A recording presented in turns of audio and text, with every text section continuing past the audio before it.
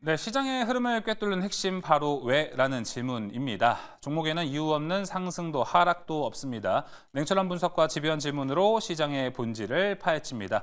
숫자 너머의 진짜 흐름을 지금부터 짚어봅니다. 궁금한 종목 Y 오늘 함께할 분들 소개하겠습니다. 기업공시연구소 변영인 대표, MBN골드 최원범 매니저 나왔습니다. 어서 오세요. 맞습니다. 네, 자 그럼 바로 첫 번째 주제를 통해서 현대로템 이야기 좀 나눠보도록 하겠습니다. 첫 번째 주제 열어주시죠. 네, 저희가 오늘 방송을 준비할 때까지만 해도 이거 시들이라고 제목을 써놨습니다. 야, 근데 이거 방금 현대로템의 소식과 함께 바뀔까요? 자, 우리 한번 다시 봐야 될 것 같습니다. 상반기 우리 증시의 가장 큰 한 축이자 주도주였던 조방원이 오늘 본장까지는 좀 흔들리는 모습을 보여줬습니다. 특히 오늘 조방원 위주로 매도세가 유독 좀 많이 나온 모습을 보셨을 겁니다. 자, 조선은 2분기 실적을 확인하고 조금 더 끌고 갈지 여부가 좀 중요할 것 같고요. 자, 방사는 바로 이야기 좀 나눠보겠습니다.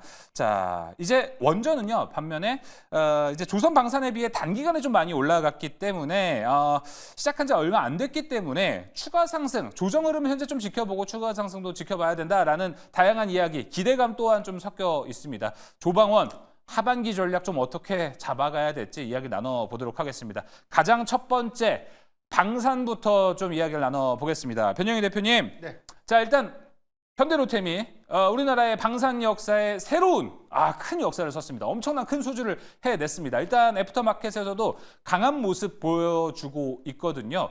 사실 초반에 갑자기 빠지고 있어가지고 야, 이거 세론이 나오나 걱정을 했었는데 여지없이 좀 강한 모습을 보여주고 있습니다. 이 흐름 좀 어떻게 보고 계십니까? 네. 일단 뭐 2차 실행 계약에 관련된 이 시장 기대치들이 상당히 좀 주가에 좀 반영된 효과가 있는데 원래는 지난 한 4분기 정도의 협상이 좀 마무리될 것이다라는 전망들이 좀 재차 좀 지연이 됐었고요. 폴란드의 이 정부도 이 정권이 좀 교체가 좀 되면서 해당에서는 뭐 일부 노이즈가 좀 반영되면서 오늘도 사실 뭐 반신반의한 어떤 그런 우려감들이 일부가 좀 있었지만 일단 이 수주 성과의 기점에서는 2022년도에 대한 기존 수주의 한 2배를 좀 초과한다는 관점. 물론 뭐 시장의 전망치가 좀 달랐습니다. 200대까지 공급이 좀 될 수 있다. 그렇죠? 예. 원래 추정치 한 9조가 좀 넘어갈 수 있다는 전망들보다는 좀 낮아진 수준이긴 한데. 구조긴 했는데. 네. 그런데 이제 1차 실행 계약과 동일한 180대에 대한 공급, 여기다 해서 MRO에 관련된 어떤 이 계약 부분들 더해서는 기술 이전이라는 단서. 그렇다면 이제 우리가 1000대 기본 계약은 법적 구속력이 없다고 차치하더라도 나머지 640대의 공급들은 직접 공급이 좀 불가피해진 것인가라는 관점에서 냉정하게 좀 해석을 해볼 필요가 있겠는데 오히려 향후에 잔여 물량들에 관련된 공급 비중들은 일단 현지 생산의 비중이 좀 높겠지만 로열티 수입이라든가 부품의 어떤 내재 판매 비율들이 좀 높아지는 부분들이 오히려 수익적인 어떤 지표 관점에서는 뭐 긍정적인 기대 요인들이 좀 되지 않을까. 그래서 저는 2차 실행 계약에 대한 어떤 이 리스크 요인들을 좀 완화했다는 관점이기 때문에 현대로템의 이 중장기 어떤 수주 성과는 재차 주목을 좀 해봐야 되지 않을까라고 좀 표현드리겠습니다. 알겠습니다. 자 일단 호재는 호재로 잘 반영이 돼서 그래도 시장에서 굿뉴스가 굿뉴스로 반영이 되는 것만큼 좋은 게 없거든요. 그렇기 때문에 조금 더 우리가 디테일한 모습도 봐야 될 것 같습니다. 반면에 최원범 매니저님 어떻게 보십니까? 사실 이 애프터마켓 넥스트레이드에서는 뭐 소위 말해서 장난질이 좀 있지 않냐 뭐 이런 얘기들도 있어가지고 사실 이렇게 오르긴 하지만 내일 본장의 흐름도 우리가 미리 좀 생각을 해보면 좋을 것 같아요. 내일 현대로템 본장의 흐름은 좀 어떨 거라고 보세요? 일단 애프터즈가 한 6% 정도로 지금 마감을 했죠. 그래서 이제 6% 정도 올린 마감은 아직 그렇게 수급적인 장난을 치는 매물까지는 아니지 않을까라는 또 기대감을 갖게 합니다. 그래서 방산에 대한 관점을 초도부터 말씀드리면 일단 내일도 조금 더 매수 관점을 유지해보자, 그렇게 시작을 해보자라고 좀 말씀을 드릴게요. 일단 방산 빅4 합산 영업이익이 사상 처음 1조 원을 좀 돌파할 걸 전망하고 있는데 거의 뭐 기정사실이 되겠죠. 거기다가 나토 같은 경우에도 우리가 이제 또 지난주에 있었던 기사인데 35년까지 국방비 GDP 총 5% 증액하기로 합의를 했습니다. 2배의 수준이 넘어가는 거기 때문에 우리가 국방비 예산에 대한 부분들 우리가 이제 관련 주들 역시나 또 우리가 포커싱을 해야죠.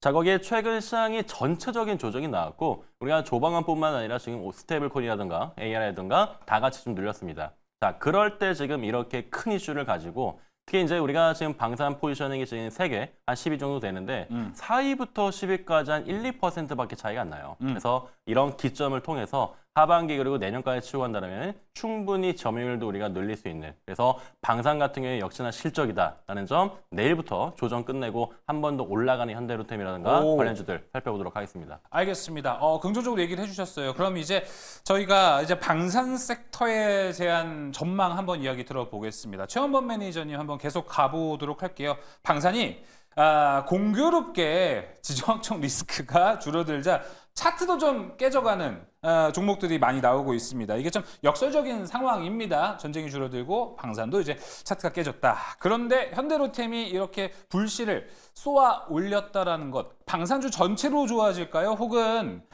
현대로템만의 독주가 될까요? 저는 다 좋아진다고 생각이 되고요. 우리가 지금 다 좋아진다는 관점은 밸류업에 있다고 봅니다. 그래서 실제 수주가 일어나는 기업들의 옥석가리기가 나올 텐데, 우리가 보통 중동 리스크가 나왔을 때 우리가 방산주가 올라오긴 하죠.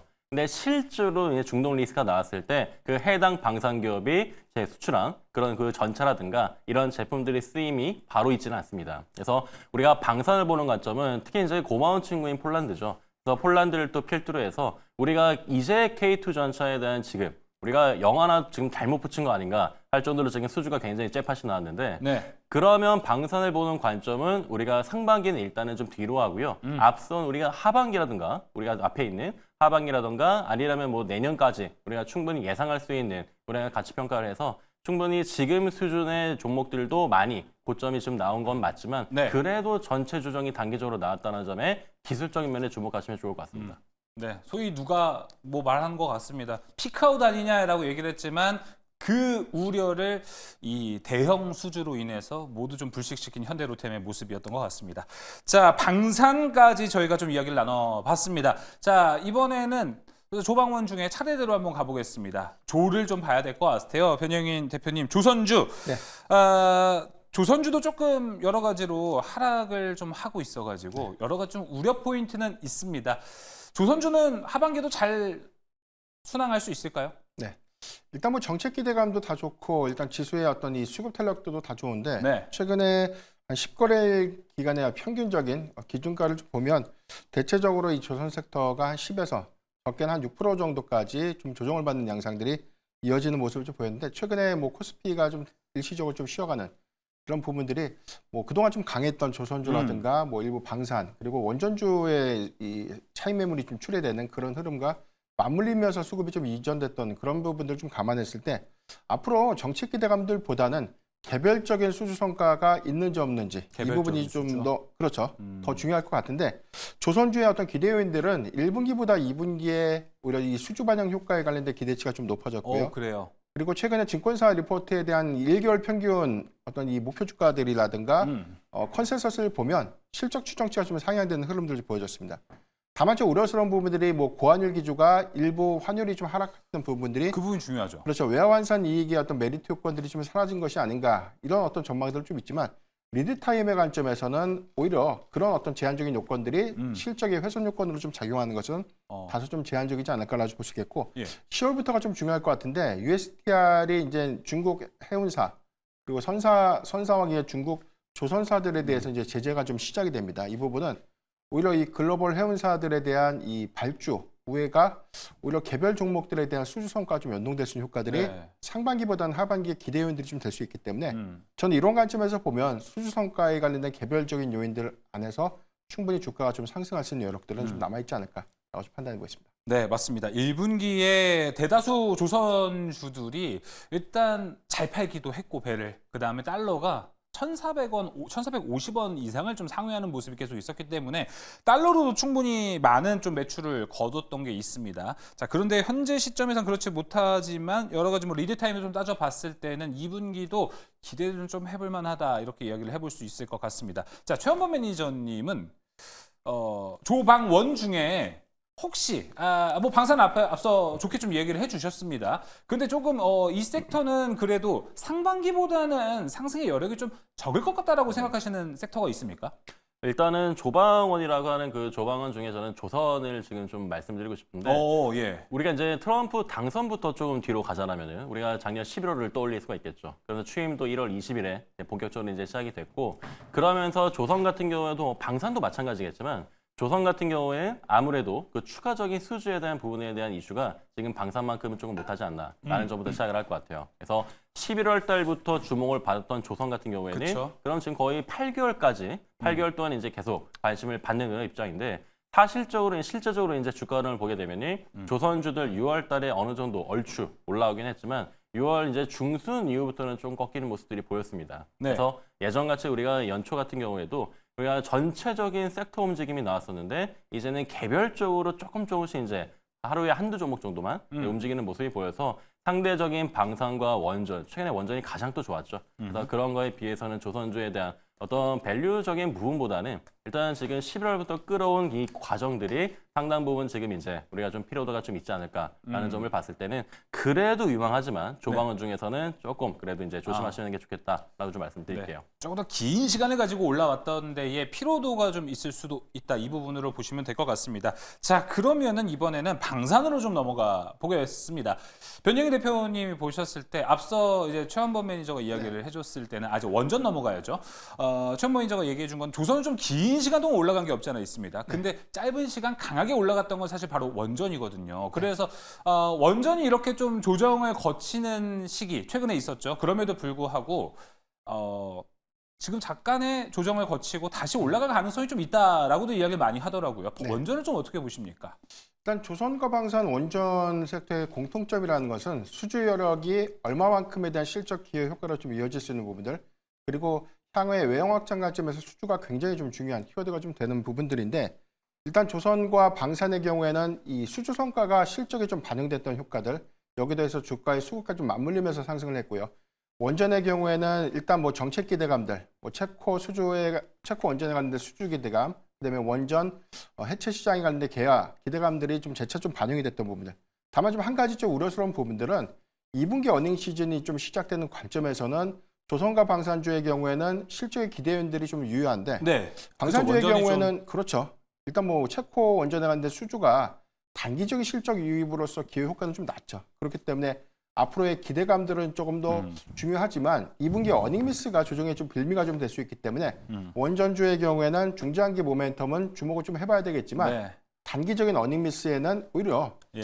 이 부분에 관련된 어떤 염두를 미리 좀 대응하는 것도 좀 네. 유효한 전략이 좀 되지 않을까. 다만 이제 이런 부분들이 노이즈가 돼서 좀 조정을 좀 받는다면 저는 그 구간은 좀 분할 매수 관점으로 네. 접근은 가능하지 않을까라고 좀 표현드리겠습니다. 알겠습니다. 역시나 좀 이제 실적까지 묻어나오는 시간, 이 타이밍이 원전은 좀 어려울 수 있다라는 부분이 우려 포인트는 되지만 올라갈 수 있는 상승의 여력도 충분히 있습니다. 우리가 이런 관점으로 좀 보면 좋을 것 같아요. 사실 조선도 태조 이방원이 처음 나왔을 때가 2022년이었는데 그때 수주 기대감으로 주가가 좀 올라갔었고 23년부터는 이제 수주 기대감으로 같이 수주가 됐다라는 소식과 함께 좀 올라갔습니다. 작년부터는 이제 이제 실적으로 하나씩 찍히는 것이 유효하게 나오면서 조선주들이 그 긴 사이클을 가지고 올라갔다 볼 수 있는데 원전이 현재 그 1단계를 좀 거치고 있다는 걸 여러분 먼저 체크를 해보시면 좋을 것 같습니다. 자, 조방원 우리가 모두 좀 체크를 해봤습니다.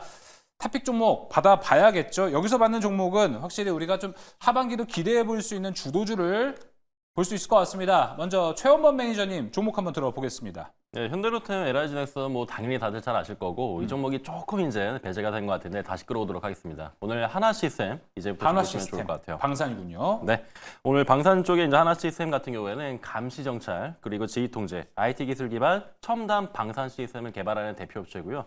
지금 우리가 이제 하나시스템 거는 기대감은 하나 그룹주 자체적으로 이제 올라올 수 있는 스코어에도 있습니다. 외국인 기관이 계속 이제 공격적으로 또 6월 초에 매수를 또 시작했죠.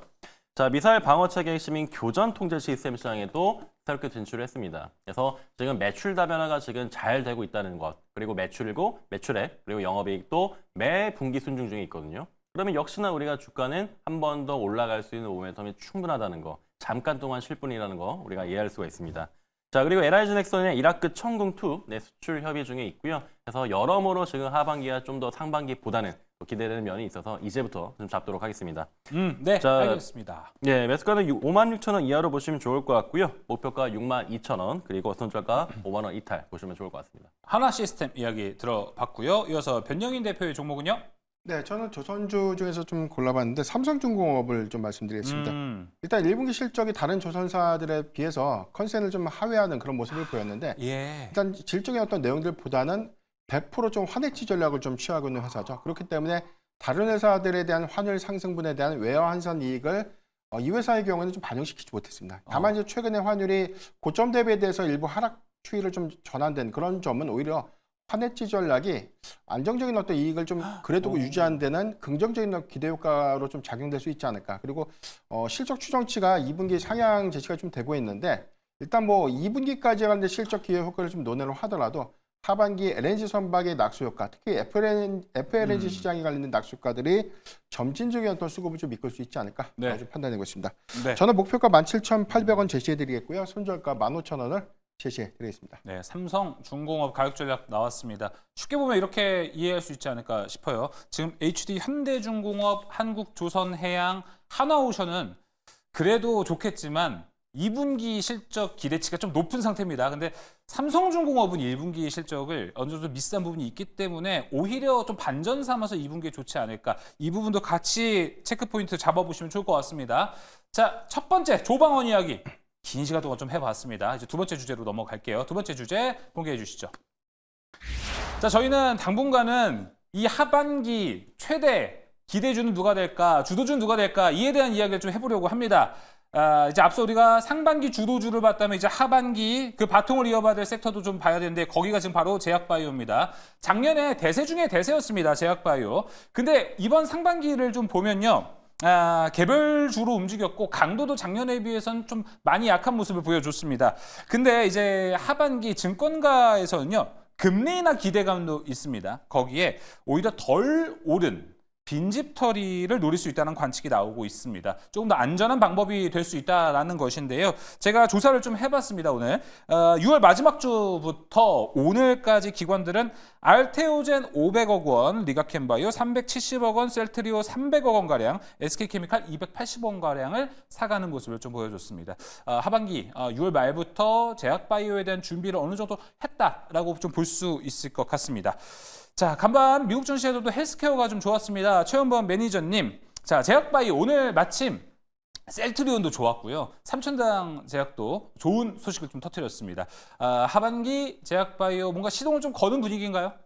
아무래도 코스피가 3,300을 가고 3,500을 가기 위해서는 우리가 메인 펀더멘털이라고 하는 반도체랑 바이오가 가야겠죠. 네. 그래서 바이오 같은 경우에도 앞서 좋은 말씀 주셨고요. 하반기에 훨씬 더 지금 큰 기대감을 가지고 가보자. 우리가 지금 매크로적인 부분도 좀 볼 수가 있는데 트럼프가 이제 자국 약가 인하에 대한 압박을 하고 있고 그리고 주요국 상대로 약가 인상에 대한 가능성이 좀 악재로 지금 우리가 좀 다가오고 있습니다. 거기다가 지금 생물보험법에 대한 부분도 이제 계속해서 이제 약간 애매모호한 상황인데 또 부활할 수 있다는 가능성도 있고요. 네. 그래서 조금 더 지켜보면 좋을 것 같고 자 올해 상반기 기술 수출 규모가 지난해 연간 실적을 이미도 돌파한 점은 또 굉장히 또 긍정적인 포인트로 잡을 수가 있습니다. 거기다 글로벌 제약사들이 국내 R&D에 연 8천억 원 이상 투자를 하고 있는데 우리가 대표적으로 이제 비만 치료제 기업인 일라일리라던가 관련된 빅파마들이 지금 들어오고 있다는 거 충분히 우리가 하반기에 우리가 주목할 수 있는 실적 면에서도 그렇고 기술 이전 면에서도 그렇고 예. 자 학회 이후에 별다른 지금 성과가 없습니다. 그런데 하반기 우리가 예정된 기술 수출이라던가 그 임상에 대한 부분들이 한 번 더 우리가 좀 주목받을 수 있다라면은 충분히 제약바이오도 전체 수급 알테오젠 셀트리온이 시작한 것 같거든요.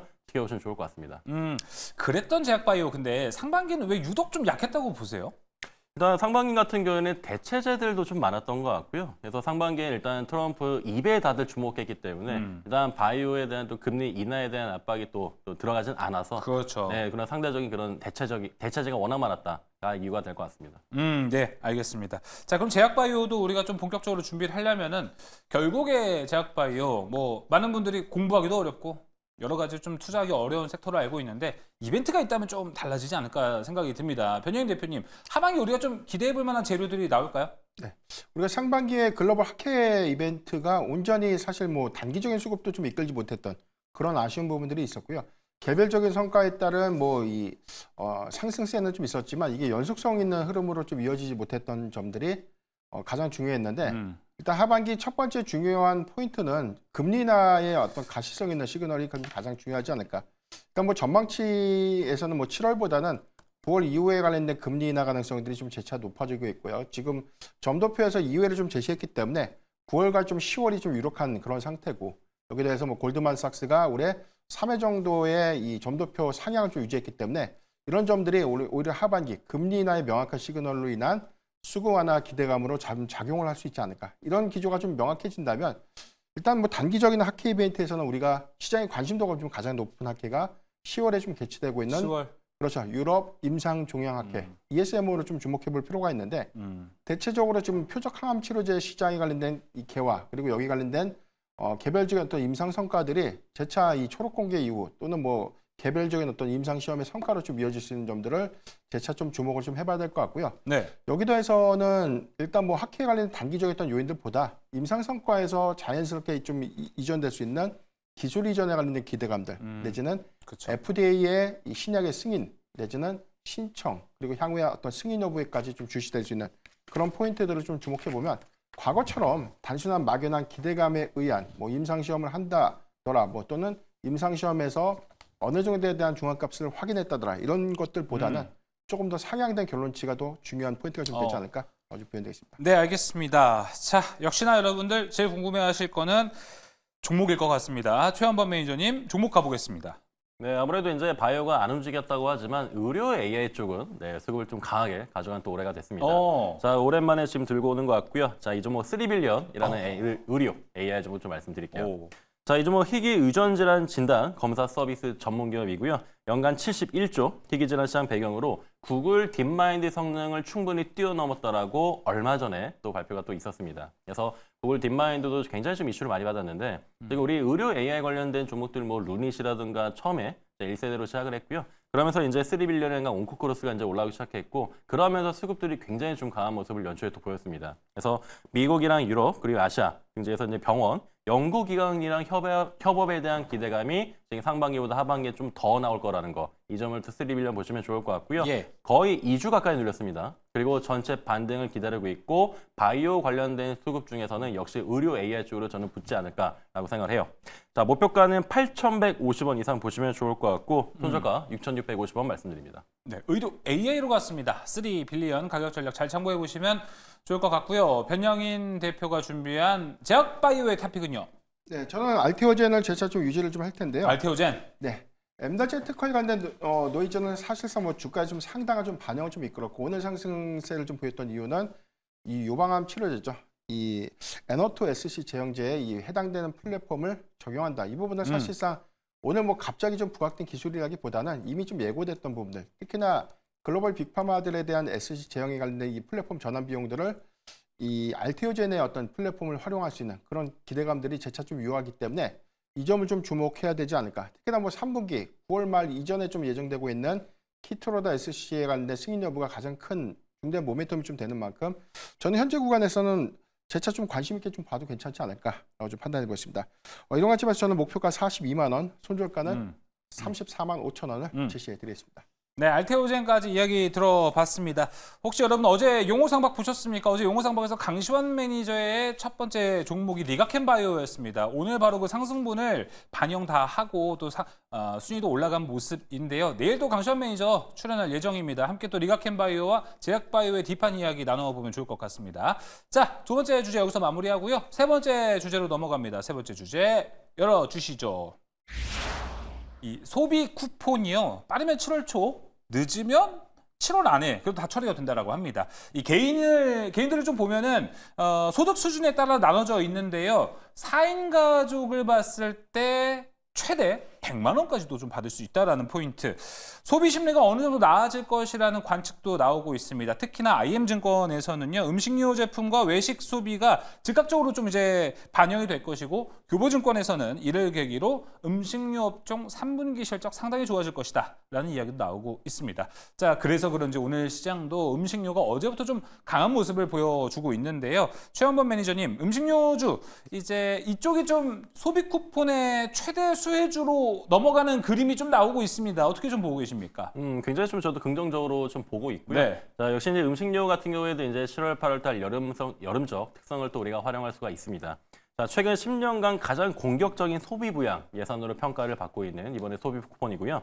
자, 마트, 식품, 음료, 제과, 수산물 등 소비 관련 전반 업종 전반에 우리가 좀 주목할 수가 있습니다. 그래서 우리가 처음에 이제 불닭볶음면으로 좀 시작된 그런 붐인 것 같은데 그다음에는 뭐 냉동김밥이라든가 넘어와서 소비 쿠폰으로까지 지금 번지고 있죠. 자, 소비자 심리지수까지 5월 기준선이 100 상회를 했고요. 6월은 108로 약 4년 만에 또 최고치입니다. 그래서 소비지수도 지금 점차 좀 올라가는 상황에서 소비 쿠폰에 대한 발행 자체가 관련주들 움직일 수 있는 또 조로의 타이밍이지 않을까라고 또 생각을 해봅니다. 네, 알겠습니다. 자, 그리고 마침 이 날씨가 너무 더워요. 그러다 보니까 폭염 관련주에서 뭐 아이스크림도 소비에도 음식료에 들어가다 보니까 이 두 가지가 좀 엮여 있는 종목들도 올라가는 모습을 좀 보여줬습니다. 여러 가지로 좀 호재가 좀 쌓이는 것 같습니다. 변영희 대표님이 음식료주를 좀 봤을 때 하반기도 괜찮다라고 본다면 어떤 특정 뭐 키워드가 있습니까? 왜냐하면 삼양은 수출이라는 그 멋진 키워드가 하나 있잖아요. 네. 지난해 이 폭염 관련 종목들, 특히나 뭐 빙가 제품이라든가 유제품 관련 종목들, 뭐 음료 관련 종목들이 작년에 한 6월에서 7월 넘어가는 구간의 어떤 주가의 곡점 형성, 이 부분은 K푸드 열풍에 관련된 기대감들이 좀 반영됐던 부분들이었고, 최근에 이 수급 동향들에 대한 차이점이 좀 있다면 이게 폭염 테마가 사실상 이 단기적인 수급을 좀 반영시켰던 개별 테마로서에 대한 부각이 조금 더 연속성이 있게 좀 이어지는 흐름이 좀 되지 않았나라 좀 볼 수 있기 때문에 네. 중요한 것은 트레이딩의 관점에서의 간단 어떤 접근보다는 실질적으로 어떤 계절적인 성수기의 효과, 이 부분이 실적과에 대한 어떤 연계성 있는지 여부, 이 부분이 좀 중요할 것 같고, 일단 내수 시장의 이 어떤 성장 제한 요건들을 좀 감안했을 때 역시나 수출 기조가 좀 명확한 기업들 위주로 종목 재편을 좀 하다 보면 막연한 기대감들보다는 오히려 이제 어닝 시즌에 대비해서에 대한 실적 기대감까지 같이 좀 수반되는 그런 흐름들을 조금 더 차별적으로 좀 봐야 되지 않을까 좀 보여드립니다. 자, 그런 관점에서 봤을 때 어떤 토픽 종목이 좀 있나요? 변영희 대표님 바로 가볼게요. 네, 저는 빙그레를 좀 가지고 왔는데요. 지난해 고가 주가 지난해 한 6월 10일 고가가 11만 8,400원대.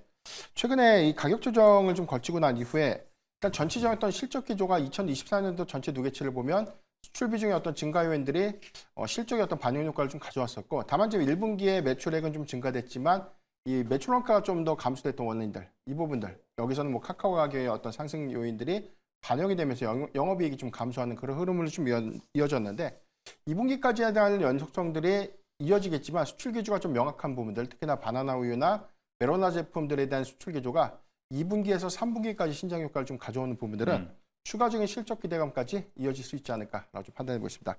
저는 목표가를 단기적으로 한 10만 원을 좀 제시해 드리겠고요. 예. 손절가 8만 500원을 제시해 드리겠습니다. 알겠습니다. 이어서 최원범 매니저의 토픽 종목도 들어보겠습니다. 저는 오늘 바이오포트라는 종목을 좀 준비를 했고요. 바이오 아니죠? 네, 바이오포트입니다. 네. 네, 그래서 이 종목 같은 경우에 스낵 그리고 음료, 차 관련된 제품을 또 판매하는 업체 중에 하나입니다. 그리고 또 중요한 게 주요 고객사로 국내랑 해외 코스트코 다들 아시죠? 코스트코에 이제 들어가 있고요. GS 리테일, BJ 리테일을 또 고객사로 확보하고 있습니다. 그러다 오징어 튀김이 가장 지금 최근에 이슈가 있었고요. K푸드로 실적 급증이 또 예상이 되는데 해외 매출이 또 절반 이상 차지한다는 거. 거기서 주가 상승에 대한 탄력도 너무너무 좋을 것이다. 이 점까지 체크하시면 좋을 것 같아요. 자, 목표가는 단기적으로 18,000원 이상 보시면 좋을 것 같고요. 워낙에 지금 식품 쪽 수급이 좋기 때문에 그 다음번 또 말씀을 또 드리도록 하겠습니다. 네. 손절가는 14,500원 이탈 보도록 하겠습니다. 네, 바이오포트까지 이야기 들어봤습니다. 자, 오늘도 궁금한 종목 Y에서 최원범 매니저와 함께 디테일한 이야기를 정말 많이 나눠봤고 조방원에 대한 뷰도 좀 정확히 들어봤습니다. 이 외에도 이제 하반기 준비를 제대로 해야 될 것 같은데 최원범 매니저님 무료 방송 준비되어 있으실까요? 네, 무료 방송은 이제 내일 또 진행하고요. 유튜브에 또 처음 치시면은 제가 또 녹화 방송 뜨니까 또 녹화본 많이 또 시청 부탁드리도록 하겠습니다. 주제가 뭐예요? 주제는 7월 대비입니다. 야, 7월 대비 중요하죠. 최원범 매니저와 함께 좋은 전략 만들어 가시면 좋을 것 같습니다. 변영희 대표, 최원범 매니저와 함께했습니다. 오늘 말씀 고맙습니다.